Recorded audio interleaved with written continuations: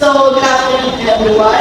I would like to welcome you to the table called Institute, where we tackle about the food and beverage services and table setting for formal dining, proper arrangement, and ethics. So, by the way, I'm Ms. Maria Rizal, be a licensed professional teacher, your trainer.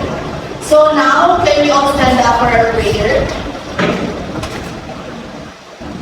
So, okay, now you may be all seated.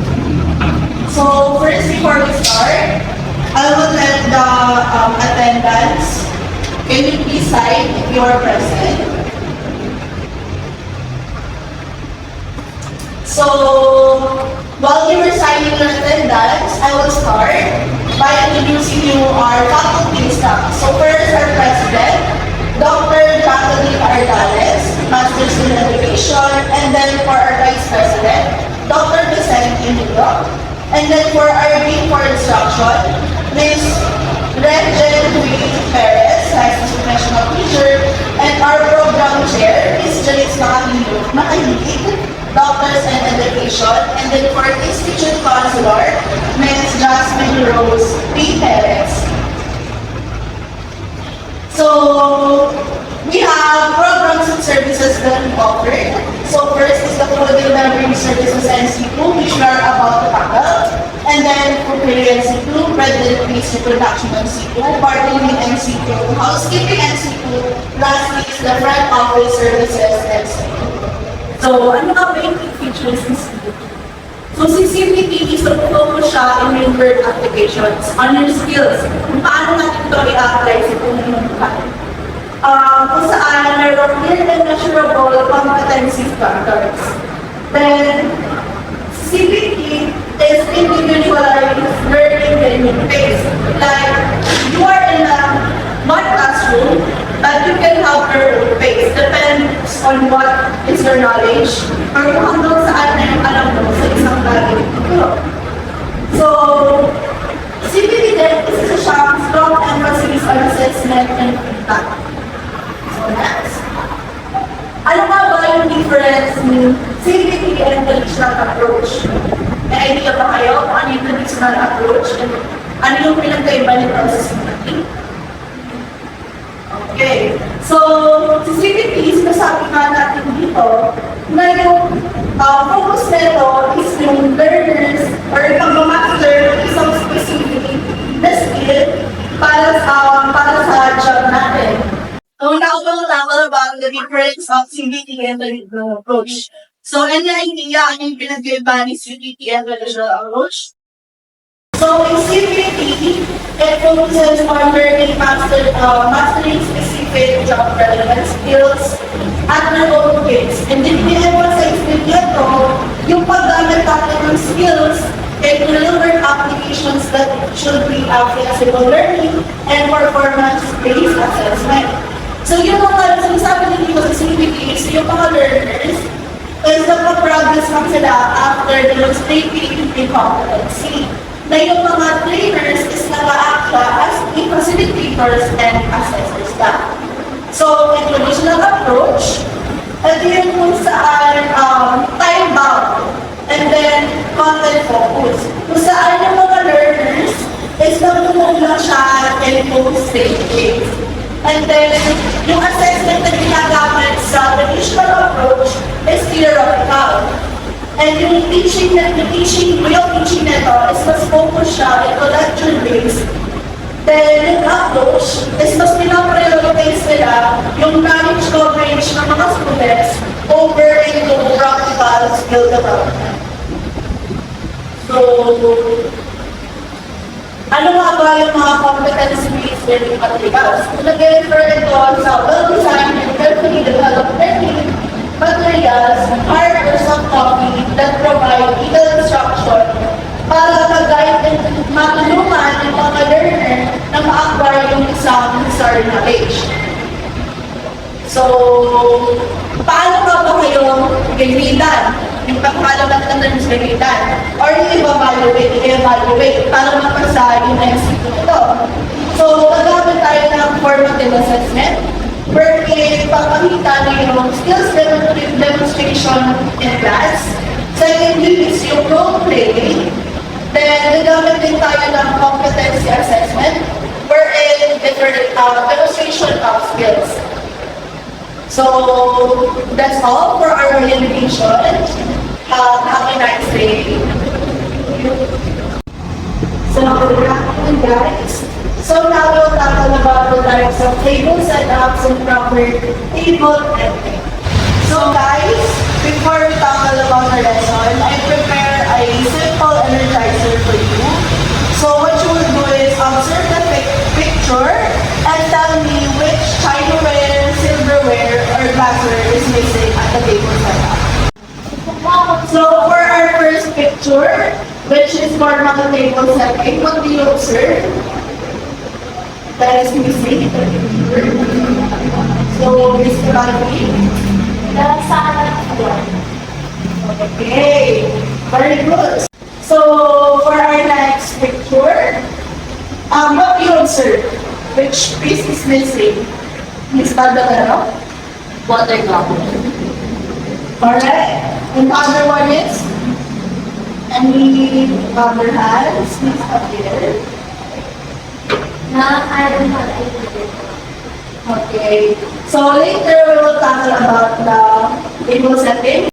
So in formal table setup, as you can see, we have salad plate, soup bowl, and then charger. While in the pieces, we have salad fork, soup spoon, and dinner knife. While at the upper hand, we have butter knife and bread plate. We also have the dessert spoon. Of course, the centerpiece, the salt and pepper shaker, the pea start, and then for the glasswares, we have water bottle, red wine glass, and white wine glass. So, guys, we will go up for the understand. Okay. So, for the next slide is the informal table setup. So, yung informal table setup, we usually use it for casual dinners or small gatherings. Actually, in our family gathering, you can also use these informal table setups at your home.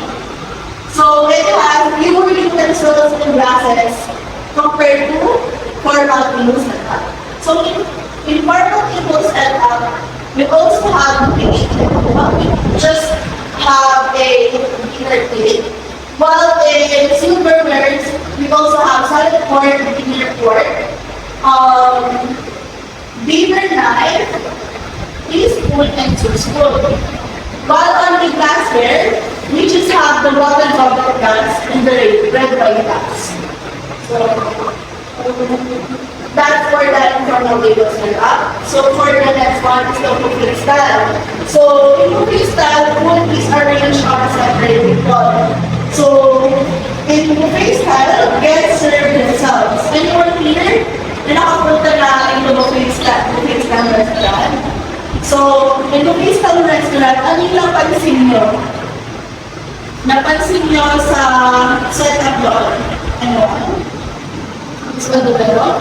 Hindi ko gusto mag-reset ako. Is magkakasama po yung mga utensils and yung mga kailangan para bago ako na. Okay, very good. And what? Mr. Malvin? Yung usually po, yung guest na po yung kukuha ng Okay. So, we will feel style setup. So, as you can see, pag pumunta tayo sa mga buffet, before tayo pumunta sa mga foods, merong mga utensils, glassware, chinaware na naka-set up bago yung mga food. So, yung guest is yung nag-serve sa sarili nila. Sila kukuha ng utensils nila, ng kailangan nila, and mga plates nila, like yung plate. So, kunyari, you guys go out into a formal dining or into a formal setup dining. Pag nag-order kayo, dapat i-wait nyo muna na lahat kayo is-wait muna before you eat. Hindi dapat na mauna kang kumain compare sa kanila. Then, don't talk with food in your mouth. So, napaka-basic na nito. Huwag kang magsalita habang kumakain ka. Siyempre, ang pangit naman yung pakinggan na kumakain ka rin sa salita ka. Para ka naman ulit nun, baka ito kasi pa yung makakain sa mga kasama ko. So, eto din, alam na natin to, say please and thank you. So, kung magpapaabot tayo ng food sa mga kasama natin, always say please. And also to the waiters or mag-serve ng food sa inyo, kung may papasin nyo kayo, always say please at the same time, say thank you. Then, dining etiquettes, do's and don'ts. So, yung kailangan natin gawin, do.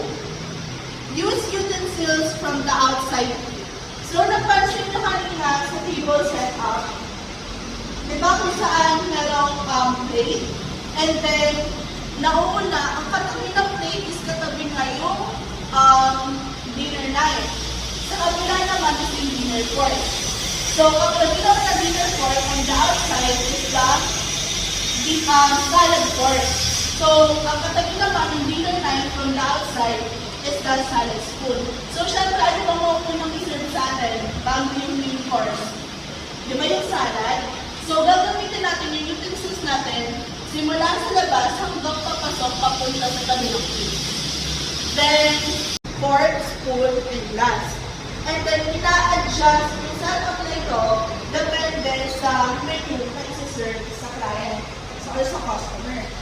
So, as we have here, for the a la carte setup, we have the dinner plate, and we have the water goblet, the dinner knife, dinner spoon, and the dinner fork. So, yun lang yung laman ng a la carte. So, nadadagdag din siya depende sa kung anong dish yung i-serve sa client or sa customer. So, now, we will proceed on the table etiquette. Anyone na may idea kung ano dapat yung tamang etiquette when it comes to the table or pag nasa dining table na tayo? Basic etiquettes na ginagawa rin natin kahit sa bahay natin o pag kumakain din sa labas. Anyone? Miss Kamalfin? Ano po? Okay, very good. Another one. Anyone? Okay. So, pag sinabi natin table etiquette, tinatawag natin itong table manners. So, nire-refer na ito yung mga rules na ginagawa natin or yung mga acceptable behavior na ginagawa natin during meals, especially sa isang formal dining setup. So, ina-encompasses ito yung lahat-lahat from kung paano tayo gumamit ng utensils, kung paano tayo mag-place ng table natin sa atin, and then kung paano tayo mag-converse or paano tayo mag-behave politely while nasa dining table. So guys, that's all for our lesson today. Thank you very much. So for our activity, I would like you guys to put yourselves in the mood. So may I request Miss Montera to be grouped with Miss Javier, and then Miss Cabalfi to be grouped with Miss Valdo. So, in our activity, I would like you to pick a table setup and perform it to action.